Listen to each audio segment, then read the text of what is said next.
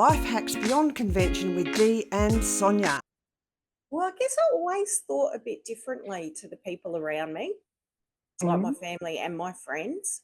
And so I think that was one of the things that made me second guess a lot of times what I thought was the right thing to do Yeah. because nobody else could see that or thought that was a good idea. Do you Mm. know what I mean? So if you think a little bit differently, it can take away your confidence. Oh, because you're verbalizing it to others and they're giving you different feedback than you expect. Well, no, more subtle than that, actually. Okay. I think what would happen is I'd think, oh, I'll go and do that, or oh, I'll do Mm. this. And then the feedback I'd get is, why the hell did you do that, Sonia? Like, that's really weird. Oh, Why would you yes. like that? How strange. What made you think of that? Where on earth did you come up with that idea from? Oh, you're just Okay. rebellious. Oh, And different wow. things like that. So then when you get Mm. that feedback, you start to think, well, because I'd know that, well, no, actually, I'm actually not a rebellious person, even though some people see No. me that way. I'm not at all. Like, Mm. I like authority structures. I like to know where I fit into that authority structure. Now, I don't always agree with those in authority above me, Yeah. um, and I, but I still respect those structures around me. Mm. Um, And yeah, so I always knew I wasn't actually a rebellious person as such, even though some people obviously saw me that way because that was feedback I Mm. got. That's what I got told. Okay. Um, You or you just travel buck to the the beat. system. You always want to buck the system. That was another one. You Mm. just want to buck the system. And it's like, well, no, it's not that I want to buck the system. It's that it was, why is the system there? I don't understand what that system's there for. And if that rule's there, like there Mm. must be a reason for it. And if there's no obvious reason for it, well, why the hell would I do it? So it wasn't Yes. actually that, yeah. So it wasn't actually that I wanted to buck the system or rebel. It was just, what's the purpose for that? And You if there wanted to is no good understand. purpose for it, then why on earth is it there? Yeah. And why do I Yes. need to do it? Mm. Yeah. Mm. Yeah, I get that, especially that last bit about it's almost that we want to deconstruct the system within our minds so that we understand it. And then, like you said, it's not rebellious, it's but that doesn't fit me, or it's yeah, there's no logical reason to do that step in a process or something. So Mm. just don't. Um, Mm. we're assessing things at a deeper level. Mm. Yeah, living life to the beat of a different drum. Mm. Mm. Mm. And yet, yeah, see, that's what got me the job at BHP Engineering because It's being they able to said, think a little bit differently to the yeah, average. they just said she's like she thinks in ways that we just haven't, yeah, Mm. sort of seen when they've been putting that level of staff through. Mm. Yeah, so Well, yeah, and there's a benefit to having, because it usually means you've got strong problem solving skills.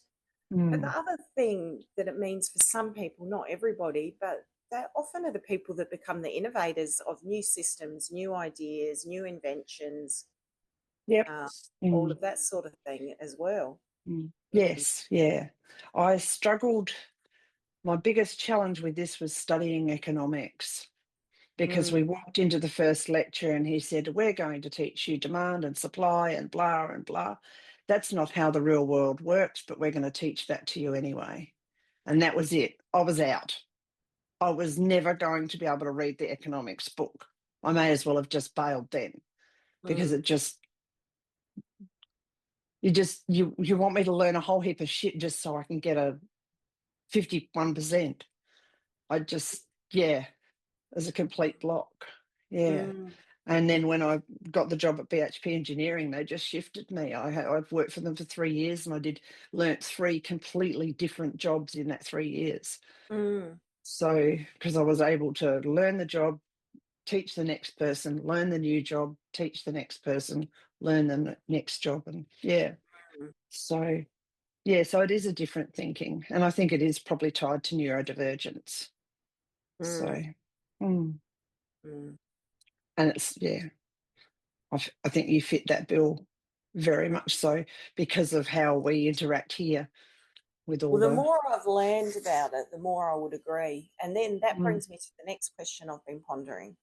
yes, Is there any benefit to the diagnosis of a lot of these things? Because I see a huge upsurge in diagnosis of all sorts of different disorders, or I don't know, are they called disorders? I don't. I'm probably not being very politically correct. All sorts of things. Let's just say things mm, because I don't want to yeah, offend anybody. But and then you look and you think, has that actually helped society? Does it help those individual people or not? And I'm on the fence for that because I've seen with my own eyes some benefit to some diagnosis, but I've also seen what I would consider a negative impact caused by diagnosis. okay. Perhaps describe that negative impact. I guess, especially here in Australia, when we have a very socialised health system, Yeah. people can lock into a diagnosis as a way of, I don't know, making excuses for behaviour and getting welfare money. Yes, I think that's true. That's a I really think nasty thing to say, though. well, there's going to be a cohort of people that are like that. Mm, You know, once you get bell curve, there's going to be one mm, lot at that end. Yes. And they probably stand out more the way that all Americans wore Hawaiian shirts and smoked cigars decades ago. You know, that was that picture that people had. Um, Yeah. So I think there's certainly a cohort that do that. They're really looking for a way to not have to conform, or not that they should conform, but to manage their mm. social situation. Um, Well, and that's yeah. what I see because part of what seems to be coming out of it, instead of people recognizing, well, like, would have it been beneficial for me as a young person to recognize that actually I just think differently? There's nothing really wrong with thinking differently. But here's some strategies to put in place so that you can manage those social situations around you more productively and move Mm, through life in a, I don't know, maybe a more seamless way than what I have. mm, Would that have been useful? Yes, that would have been useful. Would have mm. it been useful, though, to be diagnosed with something and then funneled into a system? No, it No, wouldn't be. And that's no. sort of what seems to be happening because it really can impact people. Like I was talking to someone recently, can't remember, I think it was, no, I can't remember. It was we were talking about a, look, I just can't remember what the condition was, a specific diagnosis for something anyway. And what this person was saying is, I don't think I want to go and get an official diagnosis at all because that then locks you into this system, which includes all sorts of things about licenses and different ways that your whole life can be impacted just Oh, because you've got yeah. Like, diagnosis. And yeah. And I'm looking and thinking, well, I don't know that that's useful for society either, because what the government are obviously trying to do is ensure that people are safe. Mm, Well, that's what I assume. I really yeah. don't. Well, let's put that in different terms. The government are trying to ensure that they are not litigated for not looking like they're making people safe. Yeah, well, Yeah, that's it. That's the that's a cynical brutal view way. of it. Yeah. Yeah, So, but yeah. they do pigeonhole people, Yeah, so and anyway, I have been thinking about this quite a lot because I do think there's definitely, And it even goes back to things as simple as taking a personality test, doesn't it? How Mm. useful is that for a lot of people? And for some people, it's not useful at all because all it does is give them an excuse for bad behavior. Well, that's just my personality. That's how I am. And it's like, well, Mm. no, because the purpose of that is to look at what are the personality traits you're exhibiting and to double down on those that are really strong personality traits and to look at those that are weaknesses and think about, well, okay, where can I improve? And Mm. so I wonder about now, I know that neurodivergence and different other mental health disorders are much more complex than a personality quest, Oh, quiz. yeah. Mm. But it's still, I wonder about some of the Mm. things that underlie it. Like, how useful is it, especially with just what I'm seeing? There's just this huge influx of like ADHD for Mm. kids at school and all of this. And I'm thinking, what has caused this? Is it something that's happened in society? You know, by the time our children are 3, they've been they've had 70 vaccines. Yep. So is it something like that? Because that's a lot different to when my children were young. Like, Yep. there was nowhere near the number of vaccines. So is it Yeah. something like that? I'm not saying it is. I'm just Mm. asking the question. Yeah. Um, I'm concerned about the adjuvants used in vaccines for that reason. We stopped using aluminium pots because they gave us Alzheimer's, supposedly. exactly. So that's the Now other they thing. use a form of aluminium to stabilise vaccines because they got called out for using the form of mercury. Well, the other thing with So, aluminium, I was in the supermarket in the coffee aisle yesterday, and I mm, don't know why I was looking at the pod machines, pod things, because I don't even have a pod thing. Like, I don't have a mm, pod machine, but yeah. I suppose because the coffee I was looking at was up there, and then all the pods were under here, and one of them caught my eye because this huge marketing that obviously was a selling thing was aluminium pods. And I'm thinking, well, that wouldn't be a positive thing because there's a direct correlation between the intake of aluminium and Alzheimer's. Well, there was some years ago when we were being told not to use aluminium pots. Is that true? Was it a marketing ploy by the stainless steel company, or Well, do from you what know what I I mean? Has understand, it? there's quite a lot of science that sits behind that aluminium is one of the Okay. biggest indicators for Alzheimer's. I'm not a scientist, I'm not a doctor, so I do, and I'm not a researcher either. Mm, So I do rely on other people's interpretation yeah. of the data. I I can't. agree. Yeah, I've never questioned it till this moment because as you said it, I went, okay, well, where did we get our data from? Most of it came from advertising or like promotional stuff to stop you using aluminium, didn't it? And yet we use foil all the time. Well, I don't Okay. because of that. But the interesting thing is with aluminium foil, Mm, every time, because I do have some in the cupboard for um, some uses, but if I'm actually going to put food on it, I don't have the aluminium touching the food. I always have okay. another layer between my food and the aluminium. Okay. Yeah, I Mm, know that's just me being thingy because, well, mm. if aluminium isn't good for us, why on earth is it promoted so much in supermarkets? And why is it, such a normal part of cooking? Yeah. Like you say, we don't use our aluminium saucepans anymore. So anyway, that takes us down the rabbit trail, didn't it? Because how we got there Yeah. was why there's so many children that are being diagnosed with Yeah.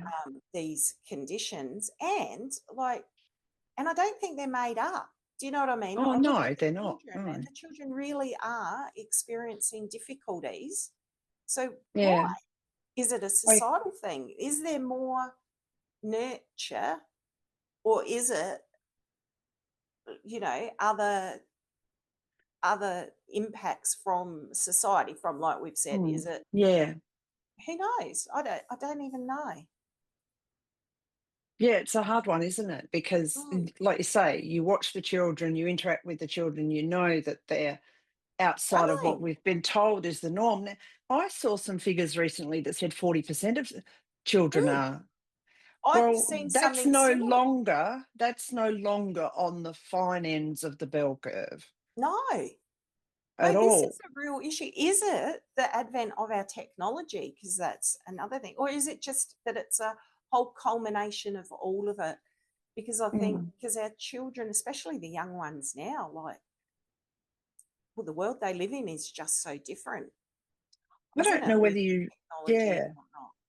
don't know whether you remember when my child was young, MSG was an issue, Mm, and would the consuming of any MSG would set this child off mm, just absolutely aggro, um, yeah, mm, really bad tantrums and everything else. Take the MSG out of the system and everything calmed down. mm, So, and that's the same with sugar. We have so much more sugar, so much more gluten in everything. mm, Even our soy sauce isn't made the way soy sauce is made. It's made with wheat. So there's a whole heap of mm, irritants that we're bringing into their diet. Neurodiverse from birth, then maybe you're not suited for what we use as a standard school system. mm.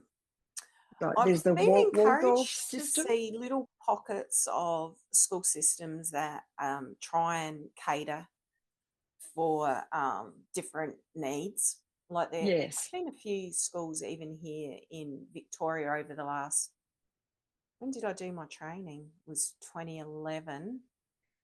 No, 2011 was when I got my first job as a teacher. So it must have been more like 2008, 2009. Since then, and I've kept an eye on the, different types of jobs that are out there and whatnot. And yeah, there's been a few schools that definitely try and cater for different needs. Like one of the schools, they had classes starting at 7 a.m. for the early birds, and they'd have classes going right through till 6 or 7 o'clock at night. Wow. Yeah. Yeah, that was one of it. I know. I don't know whether it was successful. I haven't followed any of them. I just know Mm. that, yeah, that was there at one point in the last decade. Mm. And yeah, and there's been a couple, and there was another program where the my kids actually locked into it, where we had a teacher come and teach at the library. That was from a Okay. public school. Like she was Mm. actually a public school teacher, and we were one of her little campuses, like a few of us Yeah. homeschoolers, and she, yeah, Yeah. and we go to the library Oh. just for one. It was only for a couple of hours a week, just for Mm. extra assistance. Yep. So, so I'm encouraged that there's been pockets of people coming up with innovative ideas and trying. Yeah. Obviously, it's definitely not mainstream, and a No. system like that, it was very hard to cater for such a wide variety of needs. It's near impossible if you're going to have Mm. 26 to 30 children in a classroom. Well, Yeah. and even just Um, the difference between boys and girls, I don't know that I necessarily advocate for a girls only education and a boys only education. I don't know. mm, I haven't thought about that deeply enough. But I can see the benefit that could come from being more focused on perhaps boys and girls, as in um, yeah, just different needs and the way that they yes. interact in the classroom. Like girls tend, now I know not all girls are the same, but tend Mm, to be more interested in their academic learning than boys are, mm, whereas the yeah. boys often need more kinesthetic type of learning activities Learning. Yeah. to engage them. So, Mm, yeah, so I think so. Just mm, something as basic as that, we've just got different needs just by whether you're a boy or a girl, yeah. and Our then educate. you add Yeah. in all those other needs on top of that Yes. Yeah. and differences. Mm. Well, our education system was set up for the Industrial Revolution to Well, that's produce factory exactly right. workers, and lots of girls and some boys would be good as factory workers. Lots of boys would be good at mining and things like that because it's more physical and stuff if you look back at the history. But how do we cater for that in a high tech society? And we don't need there's so many hunters and gatherers. How can we redirect that in a way that's enjoyable for those that are hyperactive? Yeah, it is difficult. There's a Well, we school do have down. a very big focus on how far and how much the kids have got to learn, don't we? Like we have this expectation that, they'll definitely finish year 12 and Mm. huge majority of them will go on and do higher education of some description. Um, and even that, you've got to look at that like, well, does that actually suit everybody? But also, does it Now, suit society? yeah, does Because it who's suit going to do the society? other stuff? Because we definitely, what a blessing that the general Mm. person got to learn to read Yeah. and that we Mm. actually had access to information as a result of that. Because prior to that, it was only the very wealthy people that, Mm. those in leadership and wealthy Yeah, families that that's could right. read and write. So therefore, your information was very funneled, wasn't it? Tightly held. Yeah, Tightly tightly held. held. So what a blessing that we all can. I think it's a good thing that we all learn to Yes. read and write because then Yeah. we can access the information and understand what's Yeah. going on in the world around us. But Mm. outside of that, how much of this learning is a requirement that has become Yeah. benefit Yeah. society? It's Just a interesting. question. I don't. It's not Yeah. a definitive statement. It's just a question. Yeah. Yeah. I think living in a small town over the last 25 years, I've watched some very different children, of friends and stuff. And there's a couple of lads who were distinctly ADHD, very Mm, hyperactive, always in trouble at school. And they brought in this, basically, you couldn't leave school till you were 17, or you had to do mm, year 12. And it's like a government directive. mm, So it's semi enforced. And these kids were just wreaking havoc at school. One, well, I think they both left at 15. Their parents found a way to get them out, and they both got jobs at 15, which is unheard of in these days because you're not allowed to mm, leave that early. Um, and one has gone on to do different jobs, different trainings, done really well, owns two homes, and he would be not yet 30. mm, And he's successful, and now he's decided, oh, okay, I'll drop my wages and I'll go and do a trade. So now he's doing a trade as well. So his abilities to learn different skills are exceptional. And the mm, other one did somewhat the similar. He ended up getting into a trade, but he stayed in the trade, has his own home, has his own business, and is currently traveling overseas for fun. mm, And he's probably a decade older than the other child. But it's like these kids were the ones that were, the classic never going to do anything, never going to go mm, anywhere. And they're the two most successful I know. mm. Yeah, we're not, like you said, we're not utilizing their abilities effectively. Luckily, Well, some of because them when are. when I was younger, I was the very sort of last of it going through with the trade schools, but I Mm, saw elements of that while I was at high school. Some of the kids would go and do much more of the technical studies and those type of subjects, etc., mm, because they were more focused. And I have to, focused on practical mhm, outcomes.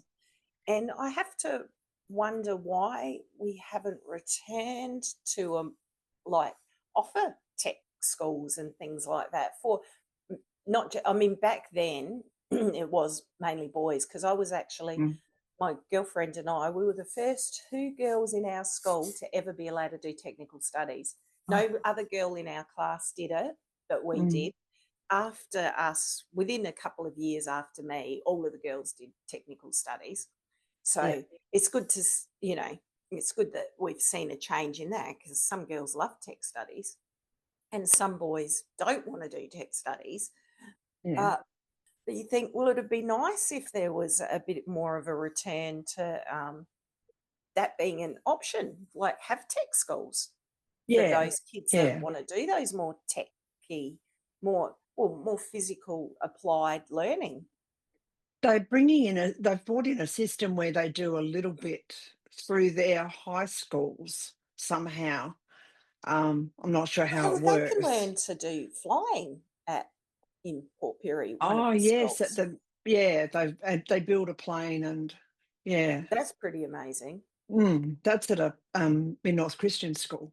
Mm, Yeah, that's mm, pretty yeah, phenomenal. So yeah, so I yes, guess that's what they're trying to do, isn't it? Bring that in. mm, I guess I haven't. yes. I've actually, because it was the flying, and there was something else at the other school that was. It might have been agriculture, maybe. Mm.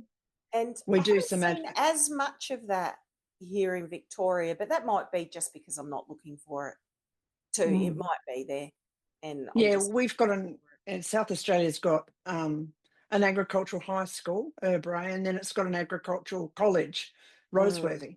So yeah, so there probably is a bit more in here with those, so they can drive them into those streams mm, if they need to.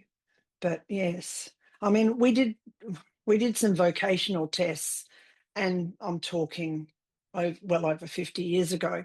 At high school, they put me through a vocational test, and I was told all I could be is a secretary or receptionist. Yeah, I hated it, and it really wasn't.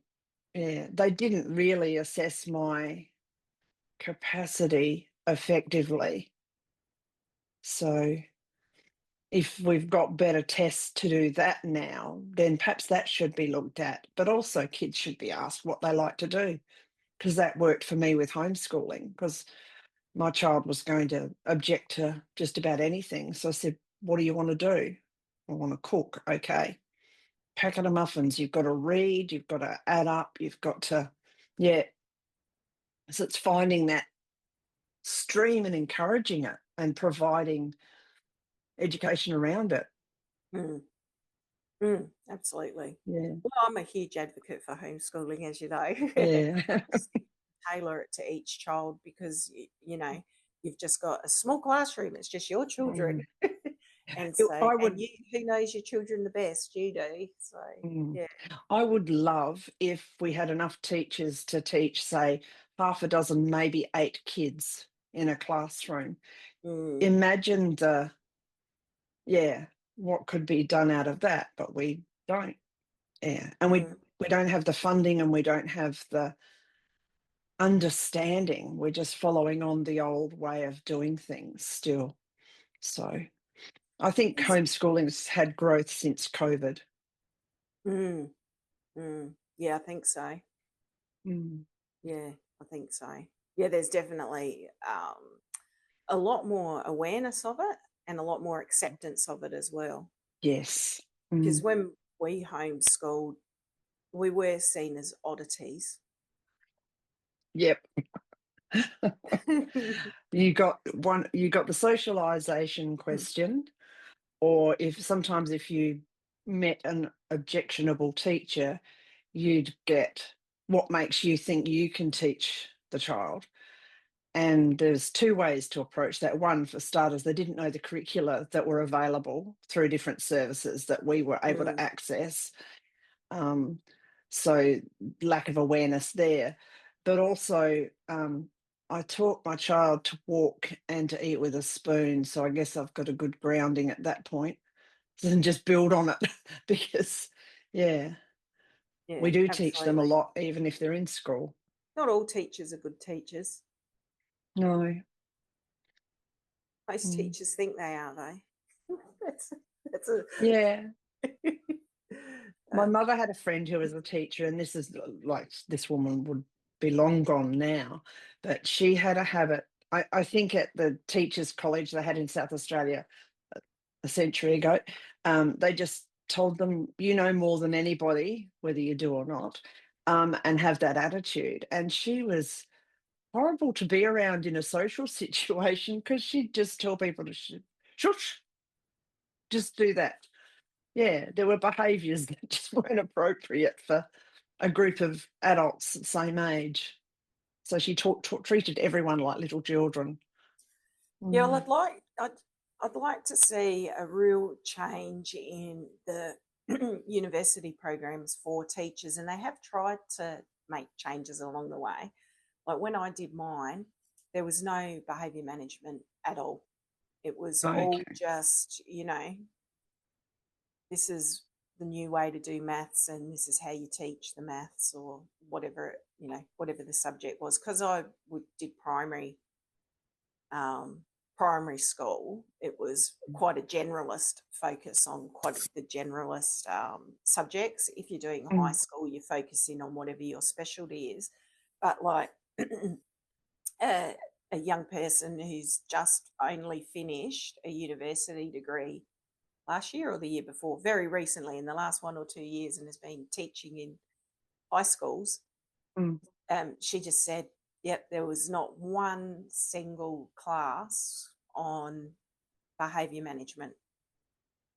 It's all just focused on subjects and whatnot. And so it's like, well, that's not helpful. Now, if you're a bit of an older person coming in with life skills, which I was, like I was mm. 44 before I got my teaching degree.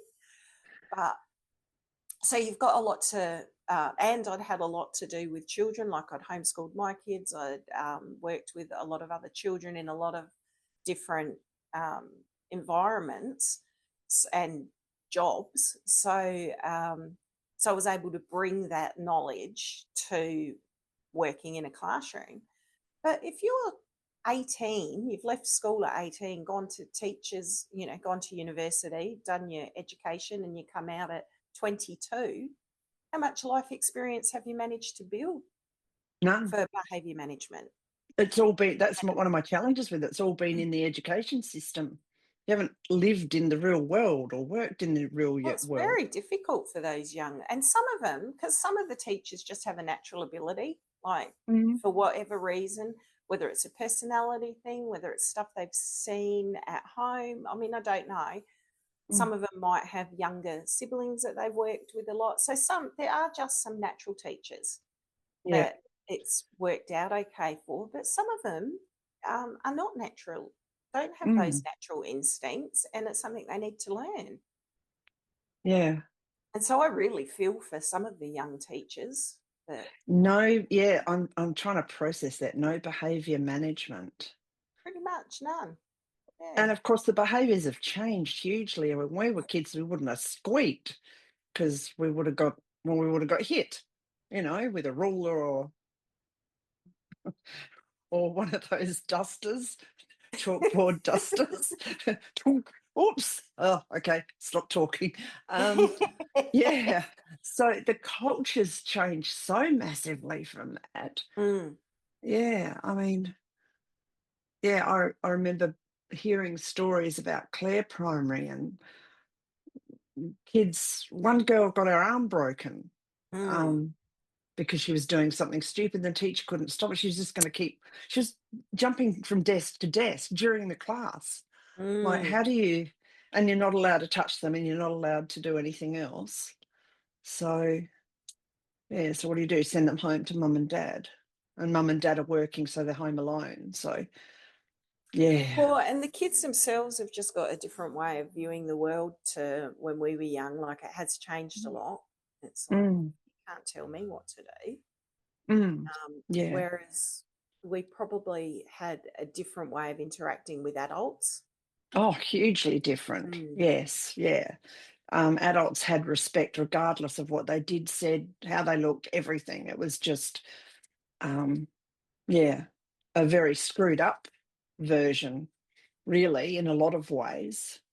So we've just sort of gone the other way a little bit, mm. almost, I think. So we need to sort of bring back some balance somehow. And most Yeah. of what's changed is good. Like most of what's changed, I think, is good Mm. Oh, because, look, I agree because we need to mm, recognise children are little people. They're not. yes, They're not just a possession to sit there and look yes, nice at the dinner table. yeah, yeah. So I think one of the things I noticed early on when my child was at school, though, they did this training, mandatory training about no one can hit you. Mm, You know that no one can hit you. You know that no one can do this to you. You know that no one can do that to you. The other half of it's missing. at no point were they told, you mustn't hit people, you mustn't trip people up, you mustn't. Mm, So they were all told that they were worthy of great, of safe treatment, but they weren't told that they also had to treat others with mm, safety and respect. mm. And yeah, I sort of saw that as a challenge because a lot of them just adopted it just one way. Yep. Yeah. So, mm, and I'm not sure if that's been fixed. Yeah. Look, Mm, I don't know. I've been out of the mm. schools for a little while because I transitioned into adult education. So, Smart yeah. move. But Yeah. I do know there's issues, like, because I do know a couple of, Mm, at least one young teacher. So, mm, there definitely is difficulties in the system that, yeah. you know, but Mm, yeah, I guess most teachers really do want to be good teachers. mm. I And think so. yeah, It's a heck of a job to take on, so you wouldn't want to take it on unless you had a passion to, mm, yeah, transferring knowledge to young people. yeah, So, what's the other thing I saw a little while back? Somebody said, "Oh, what's the thought of putting cameras on your children?" Was it? It was cameras on the children or the teacher to see what's really happening. And my thought was, well, if you're going to do that, you've got to put on the other group too. You can't just put it on teachers and not put on kids, or you can't put it just on kids. I think it was probably kids they wanted to put it on because they thought their kids were being, yeah, mistreated by the teacher. That you've got, if you're going to surveil, you need to do everybody. wow. Yeah, and I that's need a, to ponder that for a little while yeah, because my yeah, gut response to that is what? yeah, mine Or, too. Um, um, I do think it is difficult if a child is being targeted by a teacher, oh yes, there's no and doubt that because happens. most times probably the kids not going to be necessarily believed, especially if Mm. they've got a background of being a bit rambunctious. Is that a good word? Yeah, rambunctious. Yeah, yeah, um, so if they've had difficult behaviours for whatever reason, then they're yeah. unlikely to be believed. So, but I don't know. But I if they've had difficult behaviours, they're unlikely to be tolerated too. So it's that exactly. catch. Yeah, I look. I don't know. My gut I'm would not. be I would not be in favour of surveillance in No, classrooms. However, I do think there does need to be more accountability yeah, sometimes mm, for yes, some classrooms. I don't know mm, where that comes in, how mm, that comes in, but yeah,